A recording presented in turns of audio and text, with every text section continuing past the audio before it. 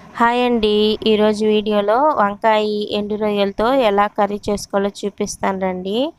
Saturday కదా ఏంటి non veg recipe పెట్టాను అనుకుంటున్నారా? ఇది నిన్న నైట్ వీడియో అండి. ఈరోజు పోస్ట్ చేస్తున్నాను. చిన్నప్పుడు అమ్మ ఎండు రొయ్యల్ని ఆ కూరల్లో వేసి వండేది. ఆ కూర వండినప్పుడు ప్లేట్లో అన్నంతో పాటు పక్కన గంట కూడా తెచ్చిపెట్టుకునేది. ఎందుకంటే ఆ ఎండు రొయ్యలన్నా ఎండు చేపలన్నా స్మెల్ నాకు అస్సలు పడదు. ఆ కూరలు వండినప్పుడు కొట్టి మరీ అన్నం పెట్టేది. పెళ్ళైన తర్వాత మా వారికి ఎండు చేపలన్నా ఎండు రొయ్యలన్నా చాలా ఇష్టము. ప్రతిరోజు నాన్ వెజ్ ఉండాల్సిందే. ఇంకా నేను పెళ్ళైన తర్వాత ముక్కు క్లాత్ కట్టుకొని మరీ ఎండు చేపలను అయితే వండేదాన్ని. ఇంకా మా వారి పుణ్యమా అని నేను కూడా కొంచెం కొంచెం అలవాటు చేసుకున్నాను వీటిని తినడము. ఉప్పు కారం చూస్తుంటే మా బాబు నేను కూడా చూడాలని చేసి ఆపుతున్నాడు.